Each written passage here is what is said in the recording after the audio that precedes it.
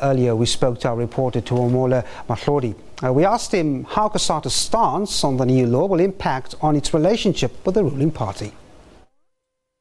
Cosatu very firm in saying that while these losses, if you can put it that way, because Cosatu has been engaging within the context of the tripartite alliance, but Cosatu President Sdumo Dlamini also making the point that, of course, Cosatu has got representatives who are ANC members. He himself is an ANC member who participates in the ANC's NEC. So Cosatu has been taking its arguments through to government or to the ruling ANC on every level against these issues that you've mentioned, and they have come out second best. And Sdumo Dlamini very emphatic to say that Cosatu feels that it's being shortchanged and they are not happy with how this has been going, simply because it is the working class, the poor workers, who are getting the raw end of this deal, of the deal rather. And so Cosatu is saying that it feels hard done by, and this will obviously impact negatively in Cosatu's campaigning on behalf of the ANC when it comes to the issue of going door to door and trying to convince Cosatu members and the general public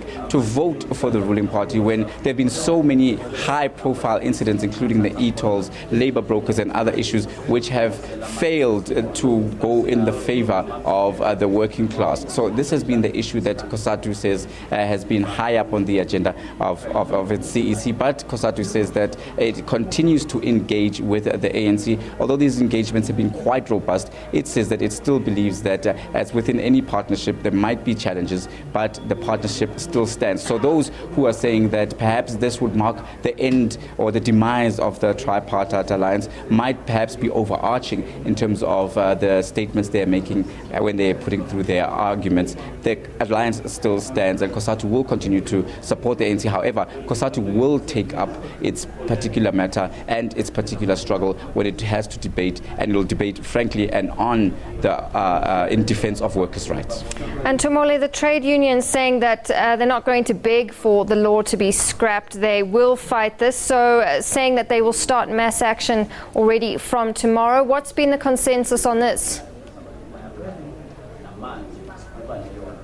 Well, the consensus amongst Cosatu's very many affiliates is that it is time to take it to the ground. Although they have tried to follow other particular channels, including going perhaps to NetLAC and trying to follow all other forums to raise their concern and their displeasure at this law, they say that now it's time to go to the streets. This is one of the bargaining tools, if you would like, that Cosatu does have within its arsenal, to say that, you know, if it feels as a federation that workers' rights are being compromised and it's not being listened to, then it will bring the economy, of course the workers being the cogs that keep the economic wheel turning, to a standstill. Cosatu is saying that it is very, very firm and it has support, widespread support within its own affiliates, that workers are willing to go as far as going to the streets in rolling mass action, because this law is unacceptable.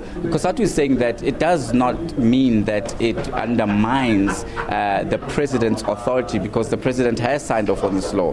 Cosatu is saying no, it is not anti-President Jacob Zuma signing the law. It feels that, of course, there are a number of levels and a number of steps that had to be taken before this particular act was promulgated, and that it is not falling squarely on the doorstep of the president. However, it feels that within the various levels of government, people have dropped the ball, and many of them, of course, are ANC deployees. So Cosatu will be taken to the street to make their feelings known, to say they cannot accept this law, because despite arguments from economists and from government officials that this law is geared at protecting in the long term those pensioners by keeping their money and not giving wholesome payments, because people will fail to then manage their monies and squander it, leaving them in abject poverty. Cosatu says no, this is not right. This is actually undermining the intelligence of the working class, because people should have a right to decide what they do with their hard-earned money.